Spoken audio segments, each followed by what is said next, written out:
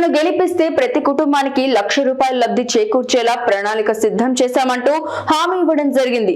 తన సొంత ఆఫీసులో ప్రెస్ మీట్ నిర్వహించి మే 10వ తారీఖున ఈ ప్రణాళికపై స్పష్టంగా హామీ ఇస్తానంటూ హిందూపురంలో జరగబోయే భారీ బహిరంగ సభలో సన్నిహితులతో కలిసి హిందూపురం అభివృద్ధి కోసం సాయశక్తులా కృషి చేస్తారంటూ హామీ ఇచ్చారు.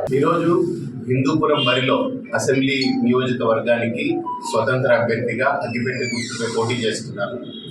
నేను ఒక 10-12 రోజులుగా నాకున్న సన్నిహితులతో, హితులతో, అలాగనే శ్రేయోభిలాసులతో, మేధావులతో దీని పట్ల బాగా ఆలోచించి ఒక నిర్ణయం తీసుకోవడం జరిగింది. ఏంటంటే నేను చెప్పిన అభివృద్ధి కార్యక్రమాలు, ప్రగతికి సంబంధించిన అంశాలతో పాటు ప్రభుత్వం ఇచ్చేటువంటి పథకాలని కూడా పారదర్శకంగా, నిష్పక్షపాతంగా గెలిచొచ్చిన వెంటనే అర్హులైనటువంటి వారందరికీ కూడా అది అందేలాగా పార్టీలకు అతీతంగా అది ఖచ్చితంగా నిర్వహిస్తూ ఈ నా గెలుపు తర్వాత ఈ హిందూపురం నియోజకవర్గంలో ప్రతి ఇంటికి ₹1,00,000 లబ్ధి చేకూరే గొప్ప ప్రణాళికతో నేను ముందుకు వస్తున్నాను.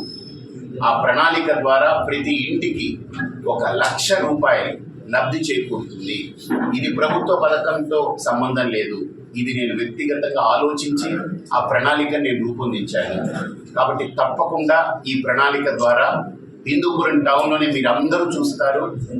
ఆ లబ్ధి పొందిన వ్యక్తుల్ని కూడా తర్వాత మీరు పలకరించవచ్చు, పరిశీలించవచ్చు.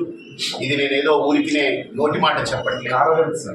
కాల వ్యవధి గెలిచొచ్చిన వెంటనే దాన్ని సర్వే చేసి దాని తాలూకా దానికి ఎలాగ దాన్ని అనుసంధానం చేయాలి, ఆ అంశాలనేటువంటి చూసి ఖచ్చితంగా 1,00,000 లబ్ధి చేకూరేటువంటి ఆ ప్రణాళికని ఇంప్లిమెంట్ చేస్తాము.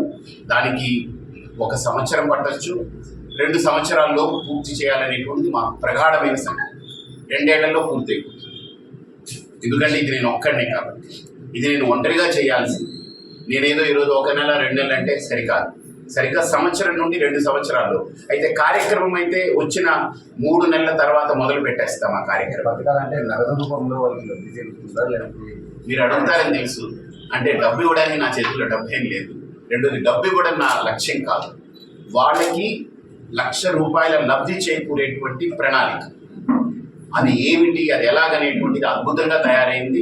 నేను 10వ తేదీ బహిరంగ సభలో దాని యొక్క ప్రాజెక్ట్ని మీకు మీడియాని కూడా సంపూర్ణంగా నేను తెలియజేస్తాను.